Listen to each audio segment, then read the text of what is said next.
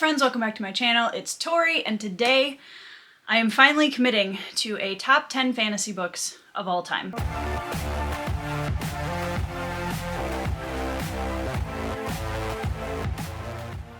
I really had to sit down and ask myself if this was even a video that I wanted to do, because I feel like I am in the middle of really experiencing still the first foray into what fantasy has to offer.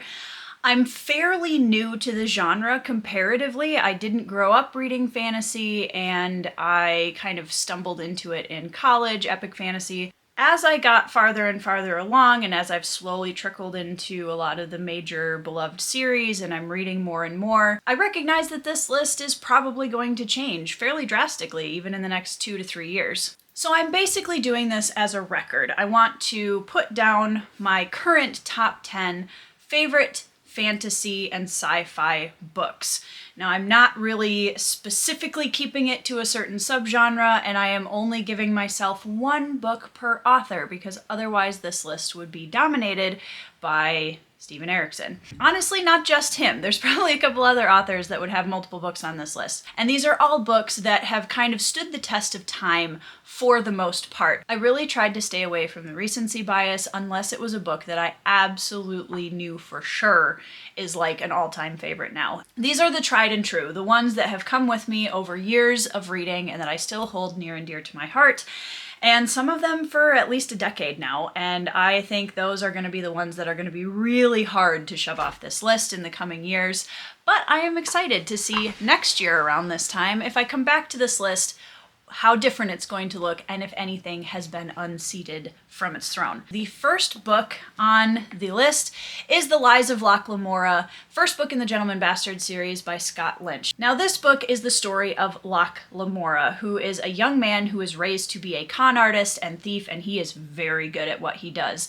This world is so beautifully developed. The dialogue is absolutely stunning. Locke and Jean and the rest of the motley crew of boys that we meet in this story are some of my favorites ever. This is a motley crew lover's dream, and there's so many intrigues and heists and cons, and Locke ends up playing a whole bunch of different characters within those plots, and it's just an amazing book. I absolutely loved it.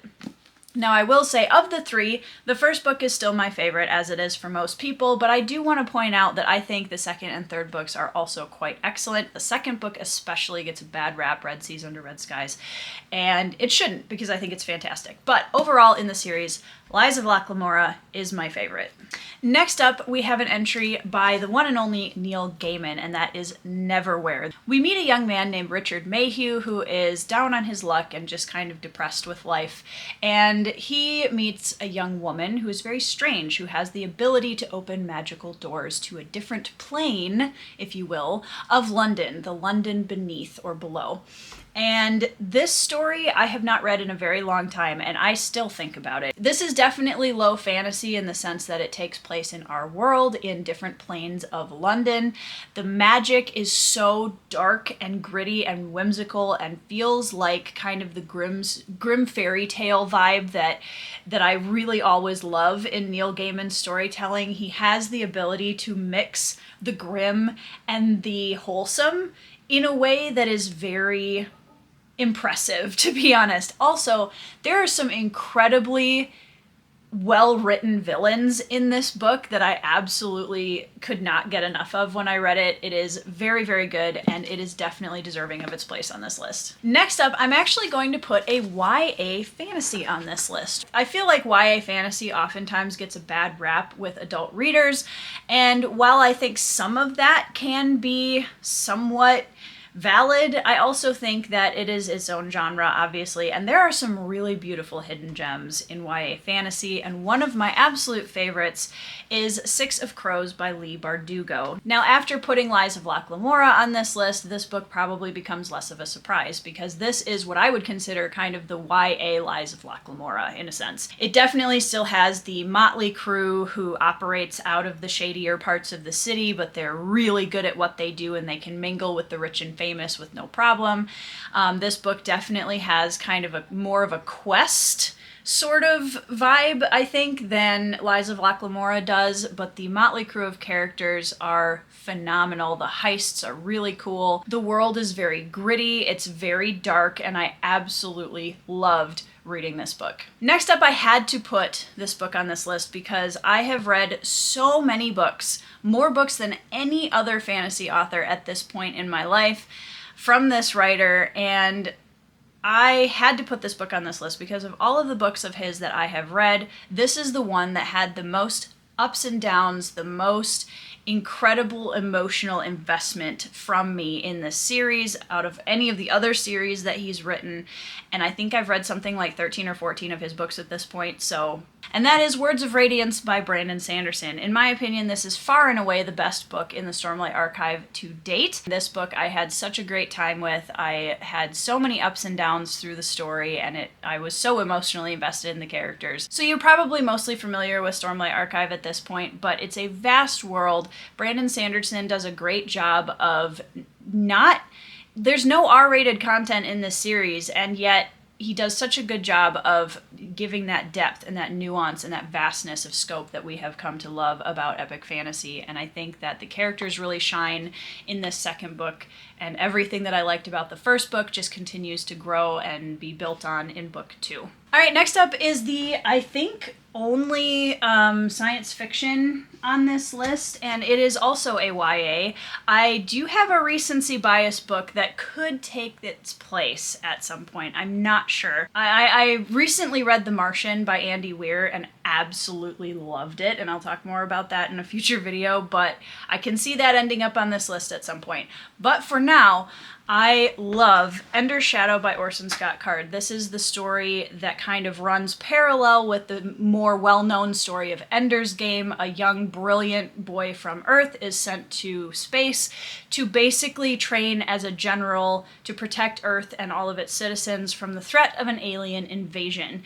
Now, obviously nothing is as it seems. This story is kind of the parallel of Bean, who is Ender's best friend in Ender's Game. And I prefer this one to Ender's Game far and away. I absolutely love Bean. I think he's a phenomenal character, and I really could not get enough of this book. He grows up in a very rough kind of early childhood time and place and has a really hard time, but he is a genius, and it shows how he kind of makes something of himself and overcomes the odds and eventually moves up to stand in by Ender's side during all of the events of that story. I honestly think of the two that Bean is way more of a compelling character, and I've always really enjoyed reading his story. Next up is one that I'm going to have to put some disclaimers and caveats on because I don't want to get in trouble with all of the Robin Hobb aficionados. Robin Hobb is a brilliant writer, and I have read the Farseer trilogy, the first 3, and then I accidentally skipped forward and started reading Fool's Assassin because I lived under a rock and I did not realize that there were a whole bunch of books in between. I read this book, and the reason why I have it on my top 10, and I realize that this will probably be replaced by a different book either within this trilogy or in the realm of the Elderlings as a whole at some point. But what I really loved about this book is I picked this up years after finishing the Farseer trilogy, and I was immediately transported back to the characters, despite the amount of time that had passed and the fact that I had not read anything in between. I could not get over how emotionally impactful picking up this book again was, and going back into the world of Fitz and the Fool and just feeling all of the things and being so emotionally invested in the characters and their relationships after the time had passed, that I really have to give it to Robin Hobb for her incredible ability to write those characters that we come back to, and it feels like reuniting with old friends, and the tears are right there immediately, and I don't know how she does it, but she's very good at it. So I'm really looking forward to finishing Realm of the Elderlings at some point in the next few years here, and I anticipate that this series will have a representation on this list. I have no idea which one it's going to be, but for now, we're going to put Fool's Assassin on as the placeholder. Now we're going to go back in time a little bit, and I'm going to hold up Frankenstein by Mary Shelley. This I read in college, and I loved it. I have loved it ever since I read it. I've read it multiple times, and it's so different than what the typical kind of zeitgeist of Frankenstein has become now, because as anybody who's a nerd knows, Frankenstein isn't the monster, it's the doctor who created him, and this is the story of a doctor trying to create human life and the monster that comes out of his experiments, and then that character's journey of trying to understand what it means to be alive, to be human, to love, to feel emotion. And there are so many incredible explorations of human nature in this book. I absolutely love it. I love this book so much. I don't see this book ever leaving this list, to be honest. And Mary Shelley being such a young author and having such a depth of understanding of the human condition and experience is just so profound to me. And I really appreciate that she's kind of become such a foundational author to a lot of science fiction and fantasy writers today. All right, next up is probably the most recent read that I've done on this list. You have probably seen me lift up these books so many times in the last 6 months that you're sick of it.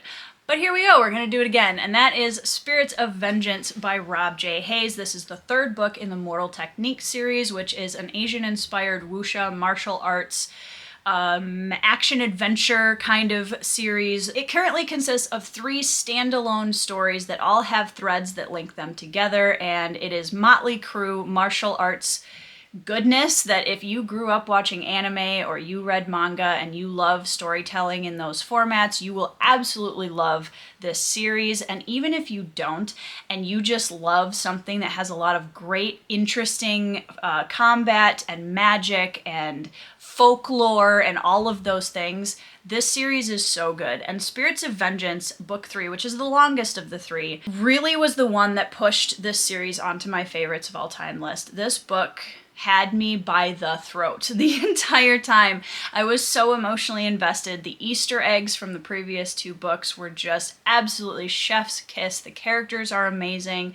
The fight scenes are amazing. The way that Rob J. Hayes continually levels up in this series as far as the magic techniques that are used and how they're used and the different villains that are fought against is just brilliant. And I absolutely love how unique this series is. And this third book is definitely my favorite of the 3. All right, we are down to the last 2 books on this list, and honestly, these 2 books have to be at the top of the stack for so many different reasons. Lies of Locke Lamora is up there as well, but these 2 books just mean absolutely the world to me, and I cannot ever imagine anything toppling them off the list. The first one is Morning Star, which is the final book in the original Red Rising Era 1 trilogy, Red Rising, Golden Sun, and Morning Star, and this book broke me in so many ways. It is still to this day my favorite ending of any trilogy I have ever read. The characters and the world and just the twists and turns and the plots and the betrayal and the friendships and the passion and love and courage and all of the themes that are so vibrant in this series. All 3 of these books are books that I have gone back to over and over and over again as comfort reads. The characters feel like old friends at this point. Severo, who's a character that you meet in book 1, is still to this day probably my favorite fantasy character of all time. And I just love it so much. It's a science fiction fantasy about a young man named Darrow who starts off in the bottom of the caste system that exists in this world. It's a story about revolution. It's a story about the power of the relationships you have in your life and trust and loyalty and self-sacrifice. And I absolutely love it so, so, so much. And I'm going to stop gushing now. All right, the last book on this list, I have said multiple times, is my favorite fantasy book of all time, and I think I can safely say that. I would say it's a tough commitment to make, because any of the books on this list, especially ones from my top 4 favorite series, I mean, they're all comfort reads for me at this point. I love them all so much, but I would say that there isn't a book in this list that has had the same level of emotional impact on me as this one has. It has changed how I write, it has changed how I read, and what I understood to be possible in the genre of fantasy. And that is Deadhouse Gates by Steven Erikson. It has stayed in that same level of emotional impact for 10 years. I don't imagine this book ever being unseated from this list, and I will be shocked if there is a book in this series that unseats Deadhouse Gates as my favorite book. I just don't know how it's going to happen, because this book now holds so much of the nostalgia of this series for me and the length of time that it has just been living in my brain and heart. So Deadhouse Gates is book 2 of Malazan Book of the Fallen by Steven Erikson, and it is almost impossible to encompass this series in an elevator pitch. I have tried, others have tried, and it is very difficult. Yes, it is a vast series, and a lot of people are intimidated by it. I think what really is the gem of this series is how Erikson manages to take the vastness that is this series and hundreds of thousands of years of history across multiple continents, and yet still make it so incredibly intimate and character-driven. And the way that he explores really tough themes that we see other writers all the time discussing in fantasy, the nuance and the respect and the just absolute mastery of how to include those topics in fantasy just blows me away every time. So Deadhouse Gates is definitely at the top of this list and probably will stay there for the foreseeable future. I am very excited with all of the series that I have yet to read in the next however many years I'm reading fantasy, which at this point is looking like a really long time. I'm really excited to come back to this video in a year and just see how my opinions have changed, if other books kind of come in and fluctuate out books on this list currently, how things are going to change, what stays the same, and I'm hoping that you guys will come along for the ride to see it too. Drop your top 10 fantasy books down in the comments. I would love to see them. I would love to hear about your favorites, because I think it's so cool how everyone has such a unique experience with reading, and especially within fantasy.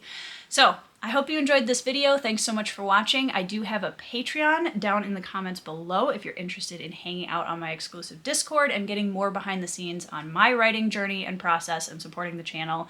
If you like this video, like and subscribe, hit that bell notification, because I would love to have you continue to hang out in my little corner of the internet and meet you in the comments. And other than that, I hope you're having a great week. Hope you're reading some 5-star reads, and I will see you in the next video.